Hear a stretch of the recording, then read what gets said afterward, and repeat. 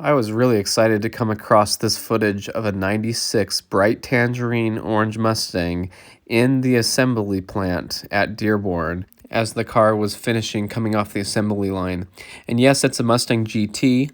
In 96, they only offered the tangerine color on Mustang GTs, and they made them in both coupes and convertibles. I've had some of these featured on the channel, and I really love this car. And to think of this footage being captured only in 1996 at the right time because they only made 829 of these. It's pretty cool to see that when they went in to film this, that they actually caught one of these orange ones coming off the assembly line. And boy, does it look good. I really like it. And if you look closely, it has the gray interior, and that's actually pretty rare. So pretty cool to see them at the assembly line being worked on and stuff. Now, I had made a recent video about the Tangerine Orange Mustangs, and this one was featured, and the owner of this car has been slowly restoring it. It only has 44,000 miles, and it's been sitting since 2007. It was parked when it had a coolant leak. So it was pretty cool that they reached out to me because they had seen it in the other video and gave me some information. This car also has the gray interior. You can see the steering wheel, and the seats look like they're brown or saddle colored, but they're actually gray with orange inserts that the previous owner had added and had them changed. So pretty cool to see this car coming back to life. I know it hasn't been easy for the owner to get this car running. It's been having some issues they're trying to figure out, but such a neat car.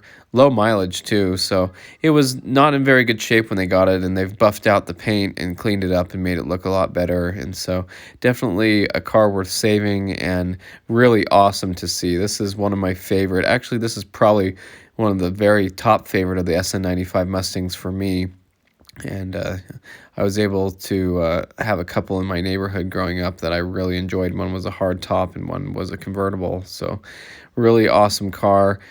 Fun to get these pictures and talk to the owner a little bit about it, and I hope they can get this all figured out. They've done a lot of work to it, actually. Here's a little video of it running. It's not running the greatest though. They've done an intake manifold, coils and wires, spark plugs, trying to get everything all sorted out, and it's had a misfire on number 4 and number 8. People have been trying to help on the Facebook SN95 page and give advice. Something it's ignition related and something that it's fuel injectors, and the fuel injectors after sitting for a long time might be the case. Now, as far as fuel goes, he has replaced the entire fuel tank and pump, sending unit, filter, all that stuff, so that's taken care of. So hopefully he figures that out. Now, another really cool 96 Tangerine Orange GT that I came across is this one, and it was actually in the video as well, but it's changed appearance a little bit from the video I had it in, so these pictures show a little updated version of what it looks like. It had like a 94, 95 Cobra spoiler, now it has a Celine style one, which I do like a lot better, and a cowl hood and stuff like that. So the wheels were changed too. Pretty cool car up in Wyoming. And I was talking to the owner about this car, and it's actually a 248A, which means it has roll-up windows. Cloth seats is what it used to have, and right now it has some racing seats and a rear seat delete, so it's kind of hard to see that. But this is what the car used to look like, and it's been changed around a little bit, but really awesome car. And so being a 248A package is basically a bare bones GT. I believe they didn't even have fog lights in them, so if you look, it looks kind of like a V6 with no fog lights in the bottom of the bumper there. So that's one way on the exterior you could tell. No rear spoiler, which is probably why this one started with a 94, 95 Cobra spoiler, even though it was changed later.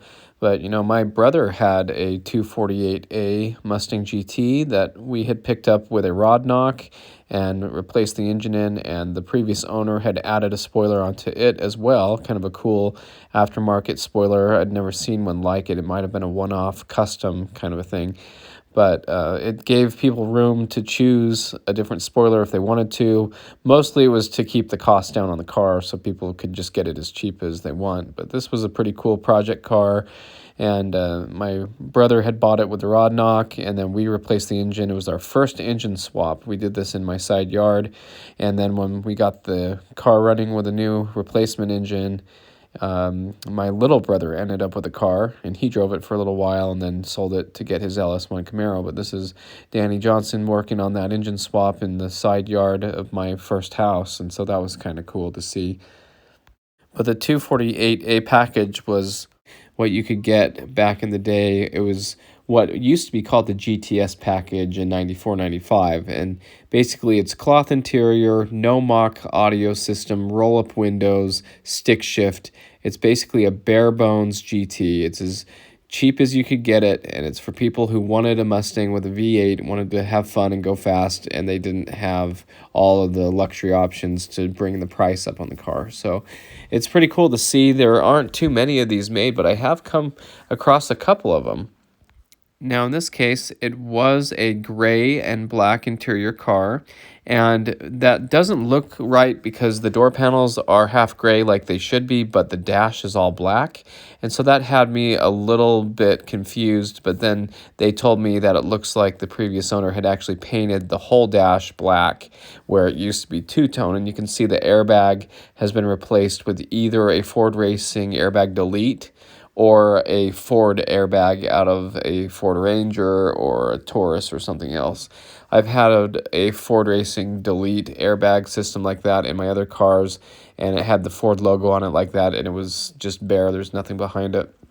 And so the owner of this car said that the previous owner used to race it a lot, and so it might have been a drag race car or something like that. So pretty cool to see. And so again, this is what the car looked like. I had mentioned it had the 94, 95 spoiler with the brake light in it from a Cobra, and then they had changed it, and so now the car has changed appearance. And so you might think it's a totally different car, and that's what's kind of confusing sometimes when you come across cars like this.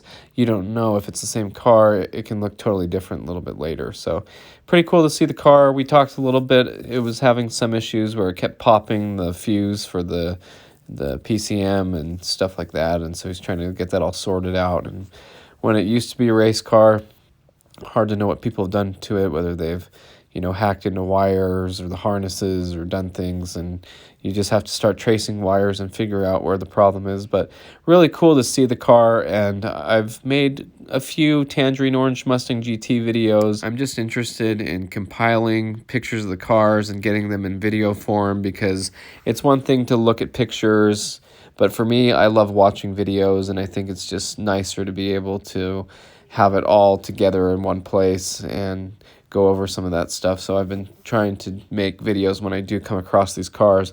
And speaking of coming across them, I did find some pictures here, and this is an older sales ad, but this was also a 248A package, which was like the GTS, again, roll-up windows, all that stuff, cloth seats. And this car, if you look at the back bumper, you can see it has a sticker on the bottom right.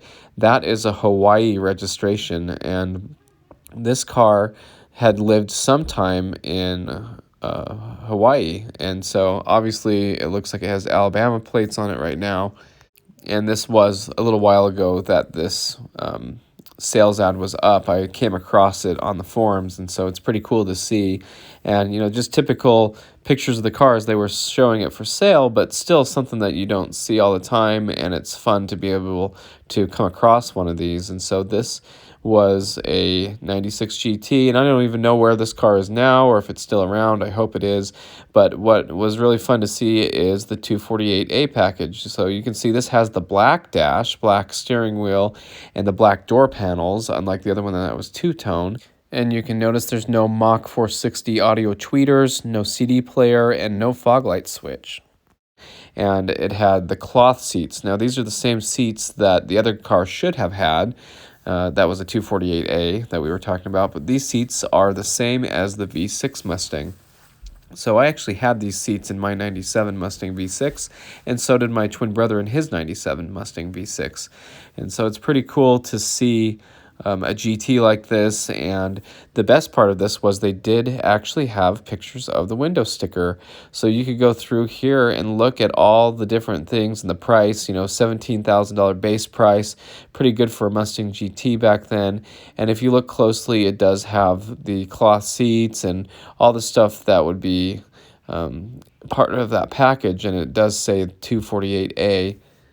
And so that's cool to see on the window sticker. It also says block heater. So it looked like the bottom of the window sticker said Ashland Ford, and the only one I could find is in Wisconsin. I heard the northern cars got block heaters, and so that's kind of cool to see that on the option list. And so just fun to look through window stickers. It's really rare that you find a Mustang that still has it. Sometimes you're lucky and the owner had taken it and folded it up and put it in the glove box or in the owner's manual or something, but pretty cool to see. Now, what's really cool about this is my friend had actually sent me a window sticker of his dad's Tangerine Orange GT 248A car, so we can compare the window stickers.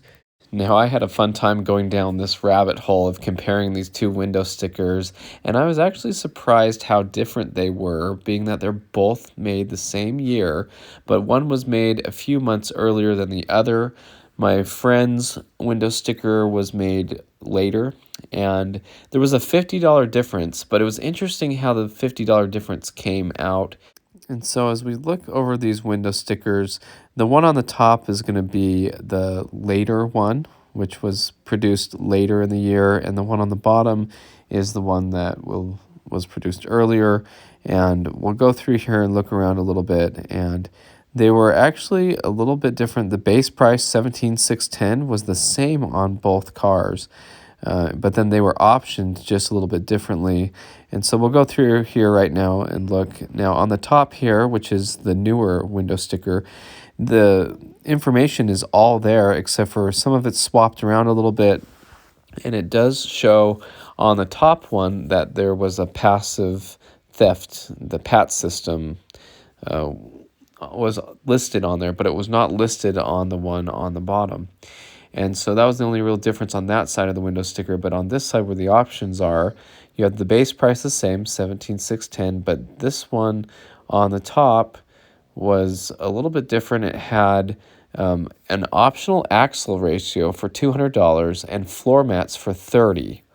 And so that was the only difference here. And then the destination delivery charge was $525. And so if we look down here at the other one, there's no floor mats. And instead of an axle ratio change, it has a cruise control option, which is called speed control. And it's a $215 difference. And then, so it's kind of like those two cancel each other out. And then the delivery charge was less. It was $500 even.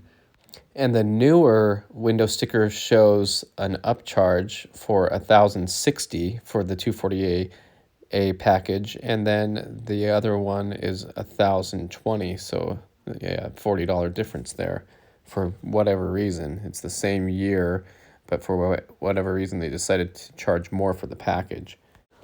And it also has a block heater for $20. So there's 19205 and 19155, which is basically a $50 difference. So really cool to look at that and just see, that within a few months they changed a few things around on the window sticker and how some were optioned differently than others. Now, what I find interesting is the later one had the axle ratio option for $200. I assume that's a gear ratio change, yet the window stickers both show the same fuel economy, 18 in the city and 27 on the highway.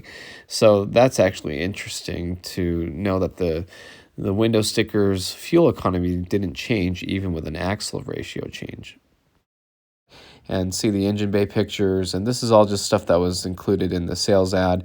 Now, being in Hawaii has a little bit of seaside corrosion underneath it. You can see on the bottom side of the car, but not too bad. And also Wisconsin, probably snowy roads, probably saw some salt and stuff, but it didn't look awful or anything. But just really cool to come across this because these cars are just so rare. Again, they made 829 of them. And there have been some breakdown on numbers, but it's hard to know without a Marty report how rare these are.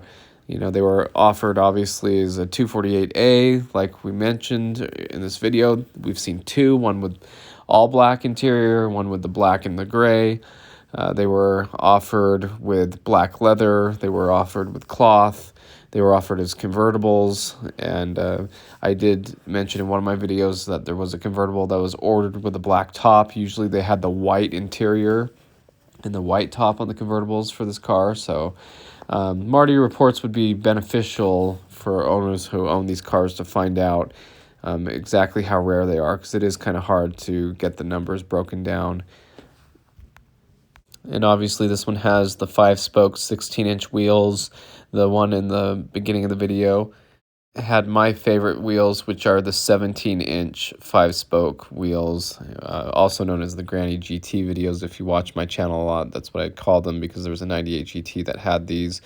Now I've also noticed over the years that they were painted gray like this in 96, and then in 97 they went to polished, and then 98 they went to polished without the argent inserts and stuff. So kind of cool to keep up on all the changes over the years, but these would be my favorite wheels that were offered on this car. The ones I knew here in town both had these style wheels on them.